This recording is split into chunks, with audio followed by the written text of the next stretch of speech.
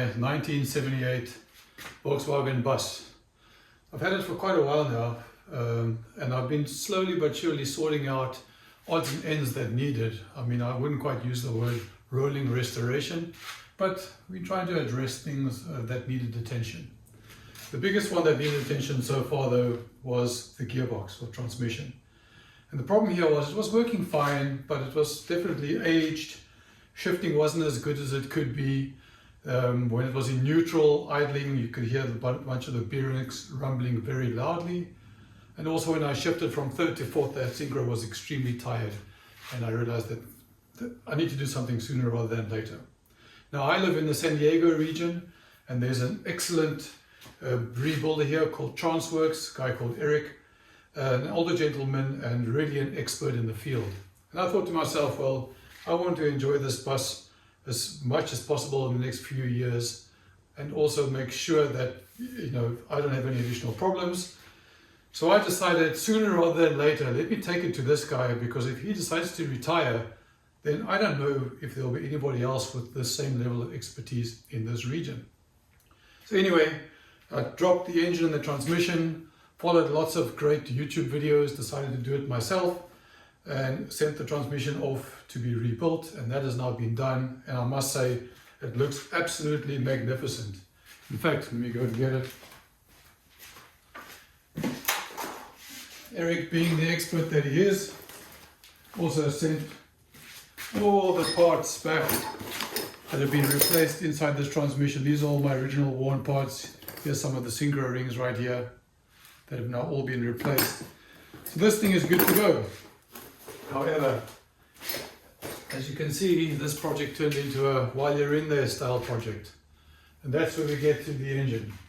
I decided to, whilst the engine is out, it has been leaking in a couple of places. I know that some parts are missing, some parts are wrong. So I thought, let me tear this down. Not entirely, I didn't take the heads off, I didn't split the case, anything like that. But I did want to replace all of the seals, get some bits powder coated. And then halfway through I realized there are a lot of videos online that explain how to tear these engines down and how to split the case, but very few of them show a lot of detail about some of the finer bits and pieces that are missing. So I thought halfway through this project, hang on a minute, I'm going to pull out a camera and start filming the rebuild process and try and highlight all the parts that I found to be missing on this bus so far. So this sequence of videos isn't a how-to. There's lots of information online, as well as knowledge on the Samba or the famous Bentley Green Book. This is about, for my engine, which is a 2-liter engine, 1978 bus fuel injection, showing you everything I found to be missing, damaged, incorrect, broken, as I do the assembly process. I mean, the engine itself was running fine. I've already had a top-end rebuild done in the past. It threw a valve seal on the number 3 cylinder, or maybe number 4. So I've got 2 new heads on here, and that's been running great as well. But even as part of that process, I had outsourced at a mechanic. They never told me about everything that was wrong on the bus, and a lot of things were wrong. So you please feel free to join me on this journey of rebuilding this engine back again, getting it back into the engine bay. My intent also is to clean up the engine. Let me give you a closer look of what I've done thus far, so you have a good idea of where we're starting. So this is the state that the engine was in when I decided it's time to pull out the camera. I haven't done a lot yet, but I have done a few things, and I'm going to take you through all of those items now. The first thing I did, of course, is I did pull off all the engine tins, including these 2 underneath the engine, and I sent them all off for powder coating. Now I've already reinstalled both this tin and the tin on the other side. And then in addition to that, I did the oil return tubes, and I replaced all of those seals with brand new Viton based seals. I also pulled off my 2 exhaust manifolds, gave them a bit of a coat of paint with high heat paint, and those are installed as well with brand new copper crush washers. So far I never took the heads off, but obviously I had to take off all of these rockers, and they're all reinstalled, but I haven't checked any of the gaps yet. That will happen as part of this series as well. On this side of the engine, all I've done so far is I'd removed this mount over here for the oil filter. I've installed that mount again with a brand new gasket over here, and I've removed and then subsequently reinstalled this oil cooler as well. Now these two Viton based seals at the back are still in really good shape. Remember, when you fit this, the torque settings for these two are incredibly low, but that's been refitted as well.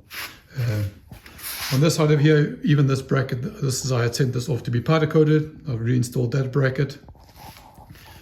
And on this side of the engine over here, the two engine mounts are back on. I'd also sent these two brackets off to be powder coated, so they look great. And I've reinstalled it. And the rubber mounts have been replaced at a previous time, so they're still as good as new. And then this oil filler tube as well has been reinstalled with a brand new gasket behind here as well. Right, so that's where you join me for this part of the journey. There's still a lot to do to reassemble this engine, as you can see. But I thought, I know I didn't get the engine removal, I didn't get the engine tear down to this point. But now from the clear case, at least you're going to join me back for the rebuild. It's going to be a fun sequence of videos. And yeah, I hope you enjoy it. Whilst I'm at it, I thought I'll give you a quick flyby of what this transmission looks like that's been rebuilt by Eric over at Transworks. They do a truly spectacular job. I mean, the thing looks like it is absolutely brand new. All new hardware on the outside. Everything that's worn has been replaced on the inside. They really did a fantastic job. One thing I'm arguably maybe not crazy about is the black paint job. I mean, the original ones are just a natural aluminium look, but it looks fine, and it's not a part that you'll ever see. Looks absolutely fantastic. Look at that. They're ready to go back into service, looking truly good. Here are all the parts that have been replaced. Absolutely wonderful. This transmission is ready for at least use by me for the rest of my life. So I'm actually very, very excited about this. But it needs to wait. Still a long time before that's going back into here. Why is that? Well, another part of this project is also to clean up this engine bay. This 40-year-old bus has seen a lot of action over the years. This engine bay is very dirty. I intend to clean this, give it a bit of a paint job as well. I'm going to pull out the fuel tank. Of course, as is the case with so many people, they wanted to access the sender unit above the tank, and the easiest way to do that is just to cut into the sheet metal up top. So I need to go and I'm going to tidy that up as well, weld it up once the tank is out.